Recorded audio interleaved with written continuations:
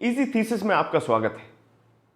पिछले लेक्चर में हमने आपसे डिस्कशन किया था किस तरीके से वेरिएबल्स काम करते हैं, और आज के लेक्चर में हम बहुत ही बुनियादी बात करने वाले हैं कि आखिर एक सही रिसर्च प्रॉब्लम को हम कैसे आइडेंटिफाई कर सकते हैं ताकि उसके आगे बढ़ के हम प्रॉपर लिटरेचर सर्वे कर पाए और आगे बढ़ के हम प्रॉपर क्वेश्चंस को डिफाइन करते हुए अपने ऑब्जेक्टिव्स को डिफाइन कर पाए। और इसी स्टेप वाइज डेवलपमेंट में आज हम आपसे बात करने वाले हैं कि कैसे हम एक रिसर्च प्रॉब्लम को फॉर्मुलेट कर सकते हैं।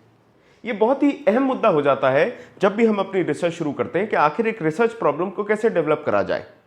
शुरुआती दौर में सबसे पहले आपके लिए जरूरी यह हो जाता है कि आप देखें कि आपकी जो रिसर्च प्रॉब्लम है उसमें आपका इंटरेस्ट कहां पर है, क्योंकि अगर एक रिसर्च प्रॉब्लम आप सही तरीके से डेवलप कर लेते हैं, डिफाइन कर लेते हैं, तो वो आपकी रिसर्च के लिए एक मील का पत्थर बन जाता है, एक मजबूत हार्बर की तरह काम कर सकता है, क्योंकि वो कंटिन्यूअसली आपको मोटिवेट करता रहेगा उस प्रॉब्लम को सॉल्व करने के लिए। और इसके साथ ही आगे की कहानियां बढ़ेंगी, जैसे कि आप एक डायरेक्शन पकड़ सकते हैं, एक फोकस के साथ काम कर सकते हैं और पूरी क्लैरिटी होगी। क्योंकि जब तक हमें मालूम नहीं है कि हमें जाना कहां है, तब तक हम सिर्फ गुमराह होते रहते हैं, यहां वहां घूमते रहते हैं। इसीलिए जरूरी है एक डायरेक्शन होना, उसके साथ फोकस और क्लैरिटी होना बहुत जरूरी है। इसके साथ में हमें यह भी देखना होता है कि क्या हम जो प्रॉब्लम डिफाइन कर रहे हैं, आइडेंटिफाई कर रहे हैं, वो मीनिंगफुल है, क्या वो फीजिबल है। फीजिबल का सीधा मायना यह है कि जो हमारे पास रिसोर्सेज अवेलेबल हैं, क्या उसी अनुसार हम इस प्रॉब्लम को सॉल्व कर पाएंगे। इसके बारे में जानना बहुत जरूरी होता है। सबसे पहले स्टेप की अगर हम बात करें तो हमें अपने इंटरेस्ट को देखना पड़ता है। You have to identify your area of interest. आपकी रुचि कहां पे है, आपका इंटरेस्ट कहां पे, यह जरूरी हो जाता है। और कौन सा ऐसा सब्जेक्ट है जो आपको फैसिनेट करता है। सामान्य तौर पे इसको समझने की कोशिश करें कि कौन सा सब्जेक्ट है जो आपको बहुत फैसिनेट करेगा। उस सब्जेक्ट के फैसिनेशन को लेते हुए आप आगे बढ़े, क्योंकि वही एक कारण होगा जिसकी वजह से आपके अंदर मोटिवेशन बना रहेगा। पहले तो एक जनरल एस्पेक्ट ले लें, एक ऐसा सब्जेक्ट जो आपको फैसिनेट कर रहा है। जरूरी नहीं है उसके साथ में आपके पास गहराई है रिसर्च की, लेकिन अगर आप अपने इंटरेस्ट को कैटर करते हुए चलेंगे तो आप मोटिवेटेड रहने वाले हैं। आप बीच में रिसर्च का जो एक लंबा सफर है उसमें हिम्मत नहीं हारेंगे। इसके बाद में आ जाता है कि कंटेम्पररी रेलेवेंस है कि नहीं उस टॉपिक का। अब देखिए, कंटेम्पररी रेलेवेंस का मतलब यह है कि आज के दौर में अगर हम बात करने जाएं कि हम कैसे इंजन्स को फ्यूल एफिशिएंट बना सकते हैं, या फिर हम बात करने जाएं कैसे हम इलेक्ट्रिक व्हीकल्स के ऊपर और रिसर्च करें ताकि बैटरी का जो चार्जिंग टाइम है वो कम हो जाए, जो व्हीकल की रेंज है वो बढ़ जाए, तो वो कंटेम्पररी बन गया और उसमें स्कॉलरली पोटेंशियल है, उसमें गुंजाइश है रिसर्च की। इसके साथ आपको यह भी देख के चलना है कि आपका इंटरेस्ट नंबर 1 जो आपको मोटिवेटेड रखेगा, नंबर 2 साथ में आपको देखना है उसमें स्कॉलरली पोटेंशियल है या नहीं। इन 3 पॉइंट्स को आप अगर चाहें नोट कर सकते हैं ताकि आपको रिसर्च प्रॉब्लम डिफाइन करने में, पकड़ने में आसानी हो और आपका पहला स्टेप जो है वो पूरा हो जाए। अब एक और एग्जांपल जैसे हम आइडेंटिफाई करें, अगर आप एक एनवायरनमेंट के स्टूडेंट हैं तो आप ये भी स्टडी कर सकते हैं कि भाई क्लाइमेट चेंज से कैसे इंपैक्ट पड़ रहा है, पेड़ों का क्या रोल है क्लाइमेट चेंज में, या फिर ओशन का जो सैलिनाइजेशन है उसका क्या रोल है, ओशन लाइफ, मरीन लाइफ या लाइफ ऑन लैंड, इन सारी चीजों का क्या है, सस्टेनेबल लाइफस्टाइल क्या हो सकती है, रिसाइकलिंग का क्या उपयोग हो सकता है। इस तरीके की बहुत सी चीजें हैं जो कंटेम्पररी रेलेवेंस भी रखती हैं और स्कॉलरली पोटेंशियल भी। तो पहला स्टेप आप समझ गए हैं। अब आते हैं दूसरे स्टेप पे कि एक बार जब आपको पता चल गया कि आपका इंटरेस्ट कहां पे है, दूसरी बात आपने ये देख लिया कि उसमें स्कॉलरली पोटेंशियल है और कंटेम्पररी रेलेवेंस है, तो फिर आप दूसरे स्टेप पे आते हैं जिसमें आप अपनी जो सोच के 3 पॉइंट्स आपने दे रखे थे उनको आप नैरो डाउन करेंगे। नैरो डाउन करके आप देखेंगे उसमें जो ब्रॉड एरिया है उसके स्पेसिफिक्स क्या है। हो सकता है कि आप क्लाइमेट चेंज पे ही बात करना चाह रहे हैं, या फिर आप ऑटोमोबाइल पे बात करना चाह रहे हैं, तो ऑटोमोबाइल पे भी कौन से सेक्शंस की बात कर रहे हैं, आप बात कर रहे हैं बैटरी की और मोटर की, तो यहां पर आप पावर ट्रेन की बात कर सकते हैं। वहीं क्लाइमेट चेंज में अगर आप बात कर रहे हैं ओशन स्टडीज की कि किस तरीके से टेम्परेचर बढ़ने से जो ग्लेशियर है वो मेल्ट हो रहा है, तो आप बात कर रहे हैं सी लेवल राइजिंग के ऊपर।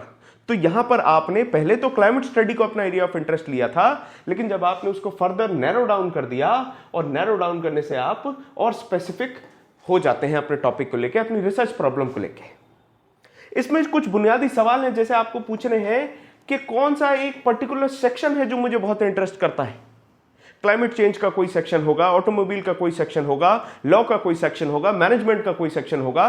सपोज आप एम्प्लॉय रिटेंटिविटी के ऊपर स्टडी करना चाहते हैं, या फिर आप स्टडी करना चाहते हैं कि विमेन एम्प्लॉयज के साथ में हमें किस तरीके से रियायत रखनी है, या फिर आप बात करना चाहते हैं कि किस तरीके से जो चेक बाउंस का सेक्शन 138 होता है उसमें काम करा जाता है, या उसके कितने पेंडिंग केसेस हैं, या फिर आप ओवरऑल कोलोजियम सिस्टम के बारे में बात करना चाहें। आप अगर पॉलिटिकल साइंस के स्टूडेंट हैं तो आप शायद बात करना चाहें पूरे पॉलिटिकल साइंस, पूरे समाजशास्त्र में, या फिर जो आपका राजनीति शास्त्र है उसमें आप बात करना चाहें चाइना और पाकिस्तान के रिलेशंस के बारे में, या इंडिया और बांग्लादेश के रिलेशंस के बारे में। इस तरीके से एक बड़े सब्जेक्ट को, एक बड़े सर्कल के अंदर आपको एक अपने लिए नीश डेवलप कर लेना है, और ये जो एरिया है ये आपका एरिया ऑफ इंटरेस्ट है। इस एरिया ऑफ इंटरेस्ट के हिसाब से आपको जो एस्पेक्ट्स हैं इंटरेस्ट करते हैं वो देख लेने हैं। फिर जैसा मैंने आपको बताया कि हो सकता है पॉलिटिकल साइंस में आप इंडिया और बांग्लादेश के रिलेशंस को और स्टडी करना चाहते हो, या इंडिया पाकिस्तान के डायनामिक्स को स्टडी करना चाहते हो, या इंडिया यूएस रिलेशन को स्टडी करना चाहते हो, इंडिया और सेंट्रल एशिया को स्टडी करना चाहते हो, तो वहां पर आप एक पर्टिकुलर पॉपुलेशन और एक पर्टिकुलर ज्योग्राफिकल लोकेशन को लेकर चलेंगे। इससे आपने और उसको फर्दर स्ट्रीमलाइन कर दिया। उसके बाद अगर हम देखें, जैसे मैंने यहां पर फिर से एग्जांपल क्लाइमेट चेंज का दिया है, तो क्लाइमेट चेंज में चाहे आप ओशन स्टडीज कर रहे हो, या फिर रोल ऑफ ट्रीज की बात कर रहे हो, या फिर वाटर साइकिल की बात करें, कार्बन साइकिल की बात करें, मीथेन साइकिल की बात करें, तो एक पर्टिकुलर बड़ा सब्जेक्ट है क्लाइमेट चेंज, या फिर एक पर्टिकुलर बड़ा सब्जेक्ट है पॉलिटिकल साइंस, या फिर सोशियोलॉजी, या फिर साइकोलॉजी, या फिर फिलॉसफी, या फिर फिजियोथेरेपी। लेकिन उसमें भी जब आप एस्पेक्ट्स को डिफाइन कर लेते हैं, आपको पर्टिकुलर कौन सा एस्पेक्ट है जो बहुत ज्यादा इंट्रिग करता है, इंटरेस्ट रखते हैं आप, और उसमें आपको मोटिवेशन मिलता रहता है, वो आप ढूंढ लें। वो आपका दूसरा काम होगा। स्टेप नंबर 2 होगा नैरो डाउन द टॉपिक। तीसरे पे आए हम, तो तीसरा स्टेप है आपको देखना है कि जो मैंने एस्पेक्ट्स देखे हैं, जो पर्टिकुलर सेक्शन पे मैं काम करना चाह रहा हूं, उसमें पर्टिकुलरली पुराने क्या काम हो चुके हैं। क्या क्लाइमेट की बात कर रहा हूं तो ओशन का सी लेवल राइजिंग के ऊपर काम हो रखा है? अगर हो रखा है तो मुझे उसको स्टडी करना जरूरी है। इसके साथ में बात होती है कि अगर सी लेवल राइजिंग पे काम हो रखा है तो कौन कौन से एस्पेक्ट्स पे काम हो रखा है, और कहां पर गैप अवेलेबल है, कहां पर डिसकंटिन्यूटी है। वो डिसकंटिन्यूटी जो है वो आपका नॉलेज गैप है, और वहीं आपके लिए अपॉर्चुनिटी होगी। आप किस तरीके से उस नॉलेज गैप को डेवलप करके, जूम इन करके, आप किस तरीके से उस नॉलेज गैप को जूम इन करें और अपनी एक रिसर्च अपॉर्चुनिटी वहां से डेवलप कर लें। इसके आगे अगर बात करें तो अब आपको देखना है, जब आपने तीनों स्टेप कंप्लीट कर लिए तो अब आप क्लियरली प्रॉब्लम को आइडेंटिफाई कर सकते हैं और प्रॉब्लम को पिन पॉइंट कर सकते हैं, जिसमें आप बात करेंगे स्पेसिफिक इश्यूज की या क्वेश्चंस की। आप अपने आप से पूछें कि आपकी जो प्रॉब्लम है वो किन इश्यूज को कैटर कर रही है, कौन से सवालों को जवाब दे रही है। इसके बाद आप ये भी देख सकते हैं कि कौन से ऐसे सवाल हैं जिनका जवाब अभी तक नहीं मिला है उस पर्टिकुलर पॉइंट पे, उस पर्टिकुलर प्रॉब्लम का, या फिर कौन से ऐसे एविडेंसेस हैं जो अपने एक दूसरे के अगेंस्ट हैं, कौन कौन से ऐसे एविडेंस हैं जो एक दूसरे को काउंटर कर रहे हैं, काउंटरिंग या फिर कॉन्फ्लिक्टिंग एविडेंस है, या फिर जो अंडरस्टैंडिंग है उसकी कहां कमी है, कौन से ऐसे कॉन्सेप्ट्स हैं, कौन सी ऐसी थ्योरीज हैं जिनके बारे में जानकारी कम है लोगों को, ये भी आप देखेंगे। पांचवा स्टेप आएगा, आपको अब अपनी प्रॉब्लम को एक आकार देना है। जो कुछ आपके दिमाग में इस तरीके से था, अब आपको उसको एक आकार देना है कि वो एक ट्राइंगल है, एक स्क्वायर है, एक रेक्टेंगल है, क्या है वो। आप एक क्लियर शेप देंगे उसको, और आपका जो क्वेश्चन है वो एक पर्टिकुलर एरिया पे फोकस करेंगे। आप अपने आप से पूछ सकते हैं कि मान के चले हम क्लाइमेट चेंज में बात कर रहे हैं तो डिफॉरेस्टेशन कैसे असर कर सकता है क्लाइमेट चेंज पे, या फिर अगर ग्लेशियर पिघल भी रहे हैं तो उससे क्या फर्क पड़ने वाला है, सी लेवल राइज होने से क्या फर्क पड़ने वाला है। फर्क पड़ने वाला है जो आइलैंड नेशंस हैं, चाहे पपुआ न्यू गिनी की बात करें, या कोस्टल बेल्ट ऑफ इंडिया की बात करें, या फिर और भी छोटे बड़े आइलैंड्स हैं उनकी हम बात करें, तो वो जलमग्न हो जाएंगे, सबमर्ज हो जाएंगे। अब उसके ऊपर जो भी रिसर्चेस हैं उन सबको आपको देखना और समझना होगा। जब आप ये सब कर लेंगे तब आप एक ऐसी स्थिति में आ जाएंगे कि आप अपने ऑब्जेक्टिव्स को डिफाइन कर पाएंगे। आपकी रिसर्च में कुछ स्पेसिफिक गोल्स सेट कर लिए होंगे आपने, और वो जो स्पेसिफिक गोल जो आप अपनी रिसर्च से पाना चाहते हैं वो जो है वो आपके पास होंगे, जिनमें आपको कुछ चीजें देखनी है जिसको हम कहते हैं स्मार्ट टेक्निक। अब स्मार्ट टेक्निक पे सबसे पहले आप बात करेंगे, क्या आपने अपने ऑब्जेक्टिव्स को स्पेसिफाई कर लिया, पिन पॉइंट कर दिया है? पिन पॉइंट कर दिया तो ठीक है, कर दिया जी। उसके बाद आप जो भी चीज कर रहे हैं क्या वो आप मेजर कर सकते हैं? जैसे स्टूडेंट को 10 में से कितने नंबर मिले मेजर कर दिया गया है कि 3 मिले, 4 मिले, 5 मिले, 6 मिले, कितने लोग पास हुए और कितने लोग नहीं हुए, ये हम मेजर कर सकते हैं। उस तरीके से क्या आपके ऑब्जेक्टिव्स में मेजरेबिलिटी है, मेजर करा जा सकता है।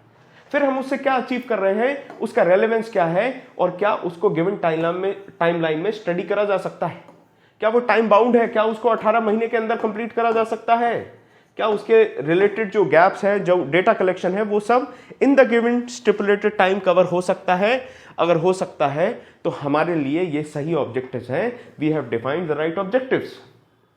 इसके बाद बात आती है फीजिबिलिटी की। अब हो सकता है कि आप फिर से उसी पे बात कर लें कि आप ग्लेशियर जो हैं, यहां ग्लेशियर जो हैं एंटार्क्टिका के, आप एंटार्क्टिका के ग्लेशियर्स को स्टडी करना चाह रहे हैं, एंटार्क्टिका यहां के ग्लेशियर्स को स्टडी करना चाह रहे हैं, लेकिन आप रहते हैं इंडिया में। क्या आपके पास फंड्स अवेलेबल हैं कि आप जाएं और एंटार्क्टिका के ग्लेशियर्स को स्टडी करें? अगर आप इंडिया से एंटार्क्टिका जाके स्टडी कर सकते हैं तब तो ठीक है, तब तो it's a big thumbs up. लेकिन अगर आप नहीं कर सकते हैं तब प्रॉब्लम है। इसीलिए आपको यह देखना है क्या आपके पास रिसोर्सेज हैं, क्या आपके पास समय है और इसके साथ में जो डेटा है वो एक्सेसिबल है आपके लिए रिसर्च करने के लिए या नहीं। तो रिसोर्सेज होना जरूरी है, डेटा होना जरूरी है और इसके साथ टाइम होना जरूरी है। अगर ये सारी चीजें आपके हाथ में है तब जाके आप अपनी रिसर्च को फीजिबल मान सकते हैं। इसलिए आपको रिसर्च में हमेशा ये फीजिबिलिटी के फैक्टर को ध्यान में रखना है, इसको भूलना हमारे लिए नुकसान दे सकता है। आगे बढ़े तो अब देखिए, जब ये सारी चीजें हो जाती तो आप अपनी प्रॉब्लम को समराइज कर सकते हैं, उसके सिग्निफिकेंस पे बात कर सकते हैं और इसके साथ में जो आपके रिसर्च क्वेश्चंस हैं उनको आप कंसाइजली डिस्प्ले कर सकते हैं, डिपिक्ट कर सकते हैं। और जब ये सारे स्टेप्स फॉलो करके आप अपनी प्रॉब्लम को डिपिक्ट कर लेंगे तो वही जो है आपके रिसर्च प्रपोजल और पेपर के लिए एक नींव का काम करेगा, एक फाउंडेशन का काम करने लगेगा। तो इस तरीके से हमने विस्तार से बात कर ली किस तरीके से एक प्रॉब्लम स्टेटमेंट डिफाइन करी जाती है, क्या बुनियादी स्टेप्स हैं जिनको हमें फॉलो करना है, क्या बेंचमार्क्स हैं जिनको हमें सेट करके चलना है, ताकि हम अपनी प्रॉब्लम स्टेटमेंट को डिफाइन करने से लेकर अपनी रिसर्च कंप्लीट करने तक का पूरा सफर बहुत आराम से कर पाए। अक्सर ऐसा होता है कि हम एक गलत ट्रेन पे चढ़ जाते हैं और फिर जब हम रियलाइज करते हैं कि हम गलत ट्रेन में हैं तो हमें उतरने में हिचकिचाहट होती है। सवाल यह है कि एक पीएचडी आपके पूरे करियर को एक नया आयाम दे सकती है, नई दिशा दे सकती है। इसीलिए जरूरी यह है कि एक्सपर्ट्स की सलाह लें, मेंटोर्स की सलाह लें और अगर आपके पास सलाह और गाइडेंस के लिए कोई नहीं है तो आप इस नंबर पर कॉल करें, हम आपके लिए प्रॉपर गाइडेंस देने का प्रयास करेंगे। आपको प्रॉपर रिसर्च गाइडेंस मिलेगा इजी थीसिस में। तो इस पर्टिकुलर लेक्चर के लिए इतना ही। मिलते हैं आपसे अगले लेक्चर में जिसमें हम ऑब्जेक्टिव्स के बारे में बात करेंगे और लिटरेचर सर्वे के बारे में। बहुत बहुत धन्यवाद।